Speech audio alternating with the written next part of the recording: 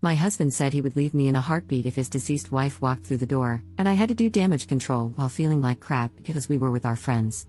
Posted by you/no context 7758. My 34F husband 37M was married once before me. She was his high school sweetheart.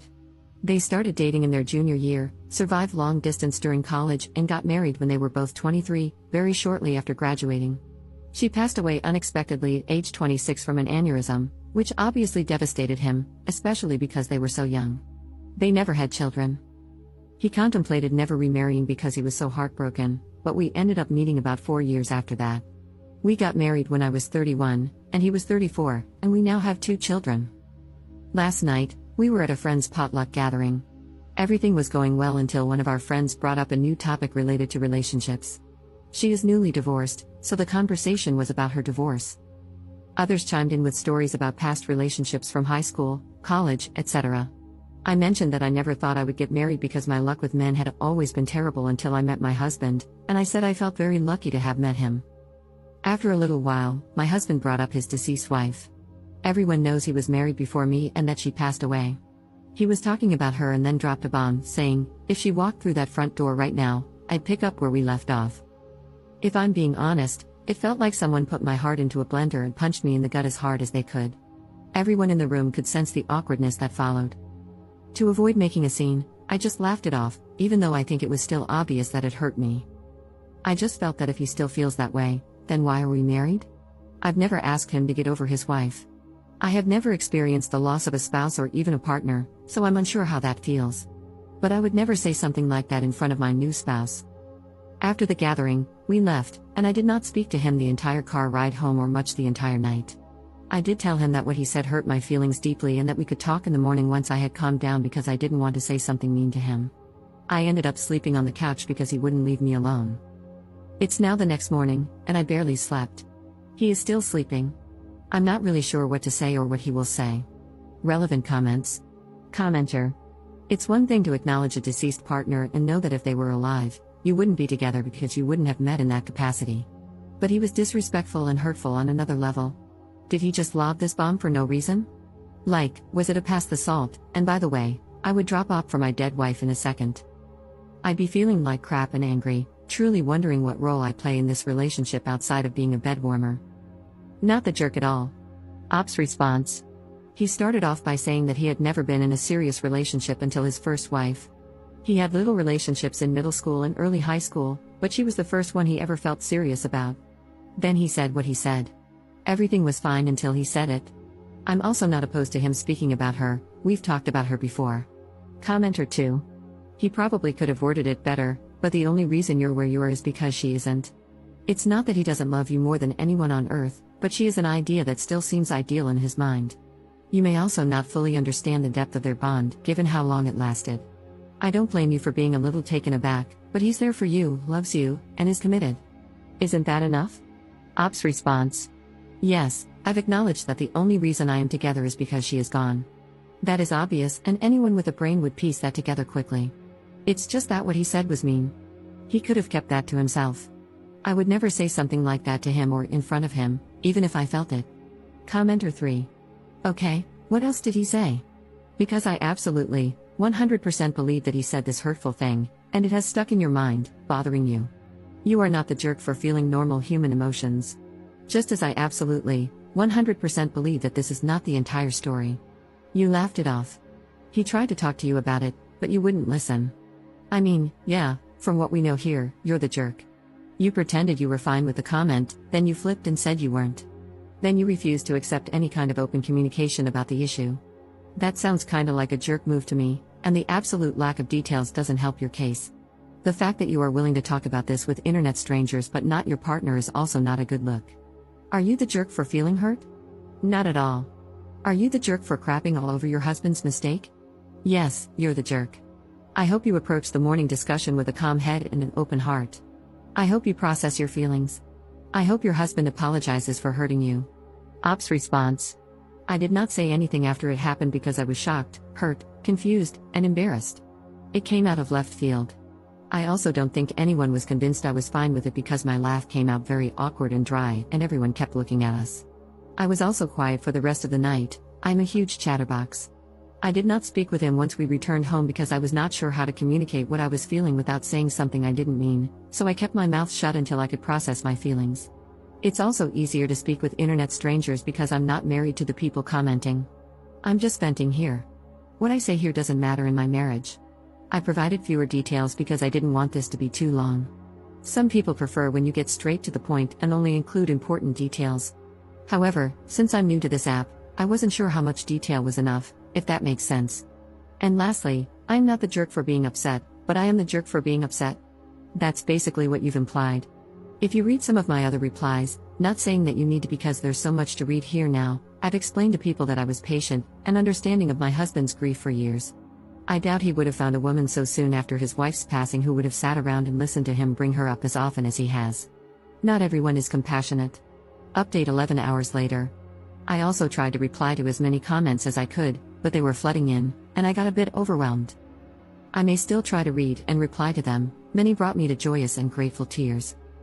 Also, booze was not involved in the sense that he wasn't drunk. My husband is 6 feet 3 inches and almost 250 pounds. He had eaten quite a bit and had one beer. He was practically sober. Anyway, we talked. I asked him to let me go first and not to interrupt. He doesn't usually interrupt anyway. This isn't verbatim, just a rough sketch of how things went. I also included points some of you made, without mentioning that I posted about this, of course. I just want to say that I do not hate you for what you said. I understand where you were coming from. She died, and it was something neither of you saw coming. I could never ask you to get over her or to forget her because I know how much you loved her. She was your first love. I do understand that if she hadn't passed, we likely would not be together, and you too likely would be. I have always understood this. But to say what you said hurt my feelings and embarrassed me. Even though her coming back from the dead is impossible, if it were, you would leave me and the children? It was probably one of the worst things anyone has ever said to me. It is clear your feelings about her are still raw, and it still hurts. I want you to get counseling, and I want couples counseling very, very soon. He then apologized profusely, teared up, and said how he did not mean to hurt me or embarrass me in front of our friends. He basically said that he thought about it before he went to sleep and realized that he should have kept it to himself. I mean, I can't be angry at him for what he thinks. He loved her, and she died. His feelings are also valid here. He also said that he would never leave me and the children and that what he said was just a poorly thought out and poorly worded statement. He wasn't thinking clearly, and when he said it, he immediately felt that maybe it came out wrong. I asked him how he would feel if I said that to him. He said, "Yeah, it's bad. I know. I shouldn't have said it. I wouldn't be happy. I know you aren't happy. I should have apologized in front of everyone as soon as I said it, or not have said it at all." I then asked him to think of the children and said, "It's like you saying, hey, children's names, if my dead wife walked through the door, I'd pack my bags and never speak to you guys again." And then it really got uncomfortable. After some silence, I had no idea what to say after that. He asked me if I wanted a divorce. I asked him why he thought I would want a divorce, just to see what he would say. He said he didn't know. I didn't answer his question and instead said that we needed to look into counseling, that he needed to get counseling for himself and that we would go to couples counseling. I told him that if the answer was no, I wasn't interested in moving forward. This isn't 100% about the comment anymore. I need to know if he is willing to make the necessary changes and put in the work to fix what he messed up. Because if he were to dismiss my feelings or refuse counseling, it would mean he doesn't think this is that serious, and that he may not take me seriously. I also said this to him. Some of the comments also suggested that I take the kids elsewhere. I agreed with this because it would be difficult to get through this while also parenting. I have a very young daughter and a toddler son. They are currently with my parents for the weekend, and I'll be getting them Sunday night, so this gives us time to really work on things. He suggested that he sleep on the couch instead of me. I have nowhere else to go. I haven't told my parents because I really want to keep this between me and him as much as possible. Family and friends tend to jump to judgment too quickly and sometimes offer extreme and harmful advice. It's also embarrassing. Luckily, we both have very good insurance that will help with counseling. I told him that it seems like whatever counseling he got after her death wasn't enough, and that he wasn't consistent with it like he should have been. With trauma like that, I personally would have been in counseling for years before even considering remarriage. He agreed.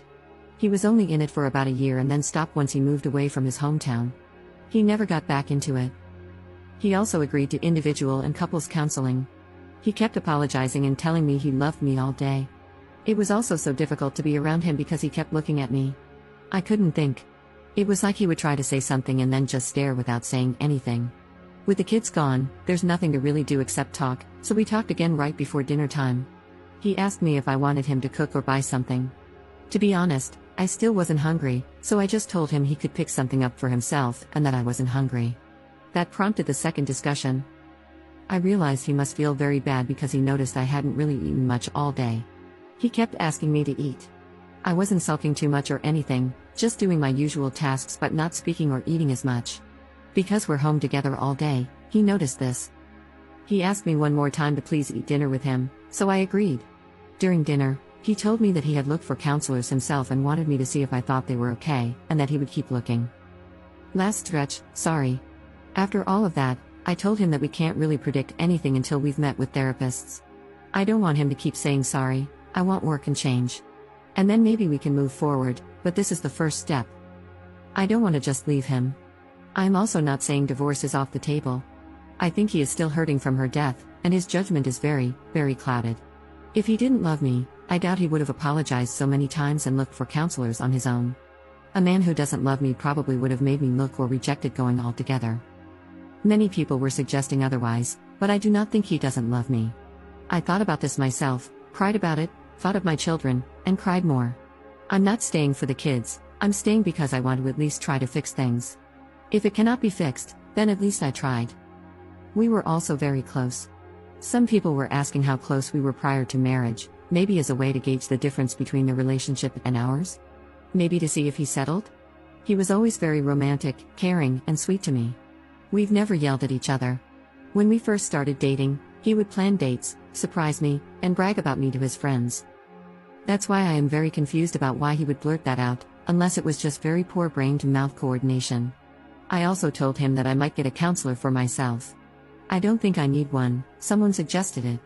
But I think he needs it more than I do. And because insurance companies are getting worse by the year, 3 counseling bills might be pushing it. I don't know.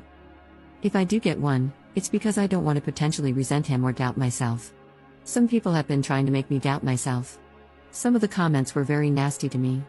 I appreciate Reddit hiding comments with many downvotes, as they may be mean, but I couldn't help but click. Some of you are very mean and very nasty individuals, and I hope you find happiness one day. There could be another update in the future. I'm not opposed to making one. Thank you all for your kind words and support. I've also responded to everyone who texted me, everyone at the potluck who has my number. 3 people, there were 9 people there, not including us. They've all basically said the same thing, they can't believe he said that, they feel bad for me, they asked if everything is okay, and they said what he said was not okay, etc. He showed me some of the texts between him and his friends, and some made me cry with how kind they were towards me, basically telling him that he wasn't necessarily wrong for thinking that, but he was wrong for saying it. I told him I loved him as well, and I have never not loved him, even for a second. I said that I wasn't angry with him and didn't want him to, I guess, suffer for what he said. But I was just hurt and needed him to know that it did hurt me, and for him to respond how he saw fit, and we'd go from there. That's all for now. I could possibly answer more questions here if you have any. I try to answer some of the more frequently asked ones that I saw. Again, sorry for this being so lengthy. Have a nice weekend, everyone, and thank you again. Relevant comments. Commenter. My 2 cents, constantly telling you how sorry he is does not prove that he loves you. It proves that he realizes he messed up big time and is afraid of losing what he has. He might consider your marriage a comfortable space and your family life a convenience. I'm not saying this has to be the case, maybe he really loves you, but what I am saying is this, just being sorry is not proof of love, it's proof that he is afraid of losing something. Counseling is the way to go, good luck. Ops response. This is what I've been thinking, actions speak louder than words. Some people are upset that I want him to put in the work for whatever reason. I doubt many of these people are married, divorce is not like breaking up. It's a huge deal. We have built a life together. Him showing me that he loves me would mean going to therapy to help himself, because that would make him better in our marriage. It's clear he hasn't healed enough to be present for me, and that is unfair, his own recent words. Commenter 2. I guess I'm the only one who thinks she is taking this way too far. He apologized and admitted that it was a half-formed thought that didn't come out right. He didn't seem to make excuses, just explained why he said it. Now she is thinking about divorce and making all kinds of demands when the most he did was make an insensitive comment and start looking for counselors. You people need to stop telling her that she handled this perfectly because she didn't. She is pouting at home when she should have just accepted his apology and moved on. Being jealous of the dead wife is dumb. Op's response: no, you're not the only one. But that's okay. No one in their right mind is jealous of someone buried in the ground. If I were jealous of her, I would have asked him to never speak of her with me. Whenever he spoke of her, I never shut it down. That would have been cruel. I was a safe space for him to speak, and the only demand I made was for him to go to counseling.